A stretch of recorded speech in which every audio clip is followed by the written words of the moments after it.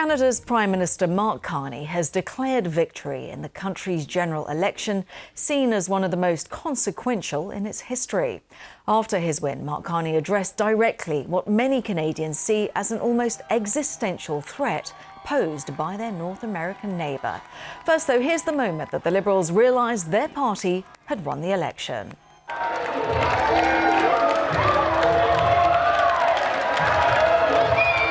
The Liberal Party were well behind in the polls just 3 months ago, but that was before Carney replaced Justin Trudeau as leader and US President Donald Trump upended relations and became the defining issue of the campaign.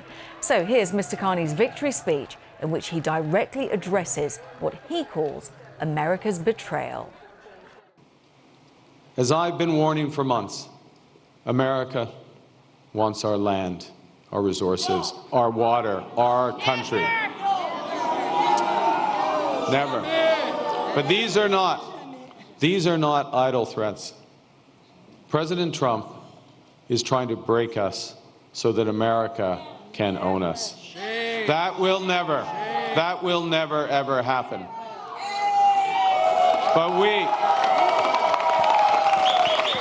But we also must recognize the reality that our world has fundamentally changed. There is also, for me, as I stand before you this evening, humility in recognizing that, well, many have chosen to place your trust in me, trust in the Liberal Party. Millions of our fellow citizens preferred a different outcome. And my message to every Canadian is this: no matter where you live, no matter what language you speak, no matter how you voted, I will always do my best to represent everyone who calls Canada home. Now, although Mark Carney's Liberal Party have won, it still remains too close to call whether he'll secure a majority in Parliament. If not, he'll have to rely on other parties to govern. In his concession speech, the leader of the opposition Conservative Party, Pierre Poilievre, congratulated Mr. Carney, but also made clear that he wouldn't abandon his electoral base. We hear your stories. We will carry those stories with us into Parliament. We will not forget the people for whom we work and for whom we fight every day. Now, I know that some of you might be disappointed that change did not get over the finish line tonight. Change takes time. Most of all, it requires that we never give up, because our people and our country are worth fighting for. Well, our chief international correspondent, Lise Doucette, is in Ottawa, and she gave us a sense of what was happening. What an extraordinary moment in Canadian political history.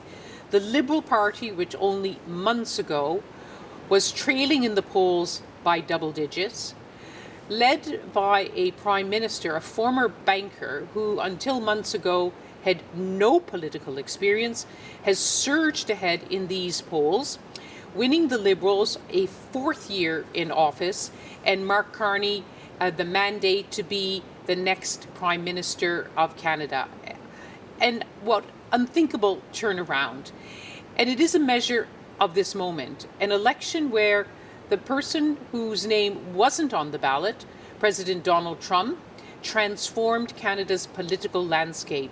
Not just the swingeing tariffs he's imposed, but also the continuing threat to turn Canada into the 51st state has galvanized Canadians, have caused some Canadians to change their usual voting loyalties in order to put in charge of this country a 60-year-old economist and former banker who they believe is the man to solve the crisis of their lifetime. That's how Mark Carney put it.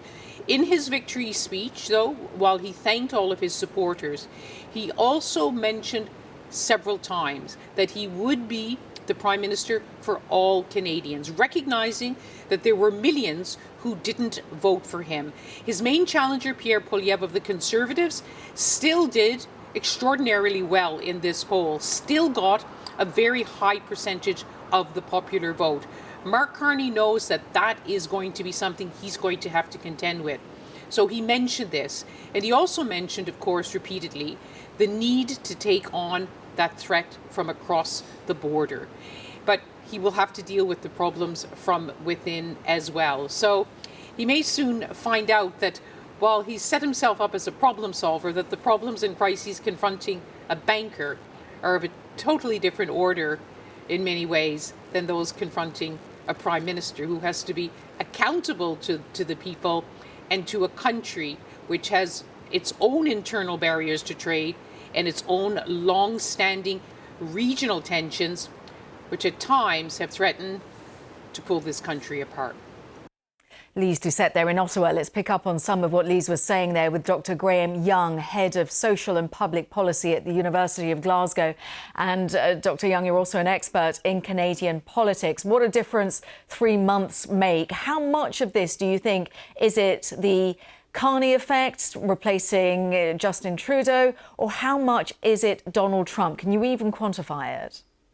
So I think that's difficult to quantify. I think that this election was very much looking like it was going to be about cost of living, about the cost of housing, about grocery bills being high, all of these things that we are seeing across the rich world at the moment. Donald Trump came in and Donald Trump changed that. As you said, Donald Trump started making threats to Canada's sovereignty. Canada has, of course, entered a trade war against Donald Trump, or against the United States. And Justin Trudeau, our prime minister, had become very unpopular and has stepped down. Basically, what we have seen in this election is the most dramatic swing in modern Canadian political history. The Liberal Party was 24 points down just a few months ago, and a few weeks ago they were about 6 or 7 points up. It looks like with the election they are about 2 points up now, and we're just waiting to see if they will be able to form a majority government or have another minority. So if they don't secure enough to form a majority government, what happens? Which parties do they have to rely on? So they'll have to rely on the New Democratic Party, the NDP, which is the third largest party in Canada, our Social Democratic Party. The last government the Liberals had under Justin Trudeau, they had an agreement with the New Democratic Party where they relied on the New Democratic Party for votes. The New Democratic Party used that to get through legislation on pharmacare, so prescription drugs, and on dental care. The New Democratic Party's argument throughout this election has essentially been, you want us in the room to get similar progressive policies in the future. The New Democratic Party has seen a very large share of their voters move to the Liberal Party to try to keep out Poilievre and to try to keep out the Conservative Party. So their bargaining power is significantly less than it used to be. But the Liberals still need 4 more seats to get to a majority, and the NDP have 7, so they do hold the cards here. Is it the end of the NDP? Arguably, we saw its leader announce that he will be standing down, Jagmeet Singh, saying in a quite emotional speech that he'll be standing down. Is that it for them? Well, you never know what happens in politics, and I think in Canada we've really seen that in the last few months. I think the NDP certainly does need to go in a new direction. Their message was certainly not resonating with voters this time around, it seemed. However, this election was so exceptional with Donald Trump, with the threat posed by the United States, and with what a lot of NDP voters saw as the threats posed by the Conservative Party under Pierre Poilievre. If those factors are taken out, then they might be able to rebound, but they probably do need to improve their messaging as well. And those initial concerns that Mark Carney hadn't been elected, obviously he was elected as the Liberal leader, but he hadn't won a public election. All of that goes away now, given this remarkable victory. It does, certainly. I think that actually played into his favor a bit. He essentially pitched himself as a man for crisis, someone who helped Canada through the global financial crisis, someone who helped the UK through Brexit. Basically, his argument was, I can solve these problems. I may not be an elected politician. My opponent has spent his life in politics. He doesn't know how to solve these. So I think he got a lot of credit to be able to do that. And if he did have any slips along the way, a lot of people were very understanding. Dr. Graham Young, expert in Canadian politics. Great to get your analysis. Thanks for joining us.